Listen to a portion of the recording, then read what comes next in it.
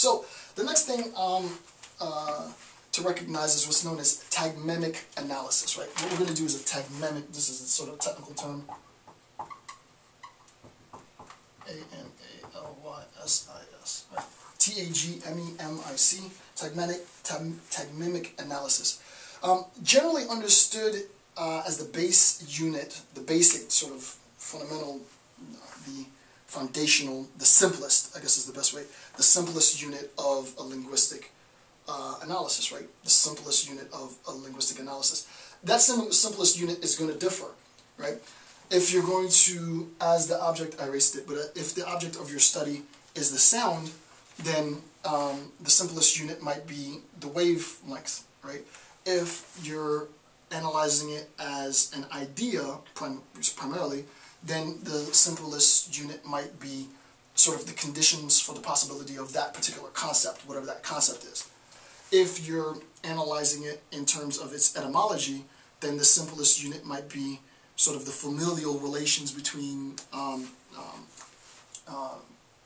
various languages, right? So there really isn't a prima facie simplest unit, right? The tagmemic unit is not, there is no simplest unit per se.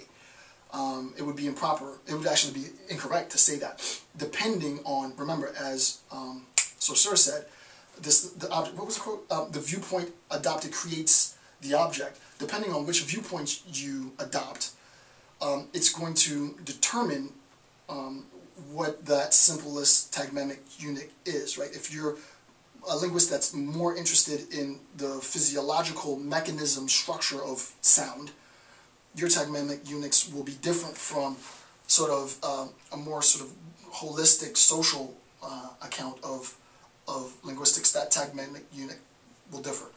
Not for better or worse, just differ. Potential tag memes, and this is, as we said, an analysis by reduction, right? You go from a general claim to a very, very sort of simple pinpoint claim. We go from a very broad state of affairs to a very specific point. Auditory impressions could be tagmemic analysis. So, again, remember, with respect to the word new, I might look at the sound, right? If I'm interested in the physiological sort of relation between the sound and what it does to my brain, in a very, very technical sort of neurocognitive linguistics, then the basic tagmemic unit might be auditory impressions. It might be oral articulations, and so on and so on. Both fail, however, this is important, whether you're talking about auditory impressions, what's impacting your ear, or what you're saying, what's coming out of your mouth, both fail because, quote, speech sounds are only the instruments of thought and have no independent existence. And that's very, very important. I'll read that again, right? Saussure, he hits and I should have probably made that bold. I'll make a note to myself to make that bold. It's a very important point. Speech sounds, what we say, the language that the use, literally, of the language through us, speech sounds are only the instruments of thought, right? So that is important to recognize, right? What he's saying, and you know, sometimes when you read this stuff, you got to really read it really slow. You just breeze through it too quickly, you'll miss very sort of salient nuances. Speech sounds are only the instrument of thought. That immediately lets you know that thought not necessarily takes primacy, but it serves as an antecedent condition. It comes before the sound, right? It's an instrument of thought, right? And have no independent existence. And this is verified by what Locke, well, I wouldn't say verified, but it's buttressed, it's supported by what Locke said earlier. We haven't really gotten to verification yet, because that gets muddied in the logical positivists, muddied it up, but not knocking the logical, if there are any logical positivists left. But basically, in the simplest way I can describe this, because it's not the easiest thing to describe, is that when we're talking, what we have to recognize is that my ability to talk to you, this is a good way of saying it, this whole video series, and you listening to it, is really only a vehicle to get you inside of my head, and then to get you inside the head of Saussure. I want you to understand what Saussure is saying. So unfortunately, we haven't developed another way of doing this. Otherwise, I could, communicate this a lot more efficiently, a lot quicker.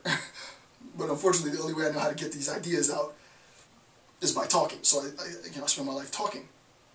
But that's all it is, right? Really and truly, I want you to understand Saussure, right? I want you to understand semiology. I have all of that in my head already as a given. But in order to get it out of my head into your head, I need to talk. And insofar as I'm talking, I'm really making this sort of ghetto-fied, but so that you can understand what he's saying. Insofar as I'm talking, really the talking is incidental. I would much rather do away with talking and just sort of like telekinesis, like beam this information to your head. It would be perfect, right? I don't know what the semiotics of telekinesis would be. It doesn't exist, but fortunately or unfortunately, the only way that I have to communicate what's in my head is through speech.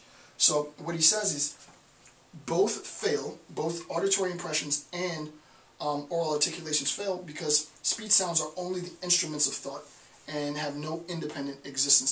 Speech sounds by themselves, they don't exist, as is the case with the parrot saying the ball is red. The parrot is in fact saying the ball is red, but that sound is really technically no different from a kid laughing, an explosion, the sound of a car crash, the sound of a tree falling. It's just a sound, right? There is no meaning in that sound at all. And as a sound, it's, you can differentiate it based on wavelengths and such, sort of physical differences, but that's what the scientist does. That's not what the linguist does. The linguist is not, and this is important, right? This is important. The linguist is interested in the auditory responses. The linguist is interested in the oral articulation, but the linguist isn't just a hard scientist. That's not the only thing that the linguist is interested in. That, the physiological frequencies and such, is a mode of accessing meaning. And that's what's important, right?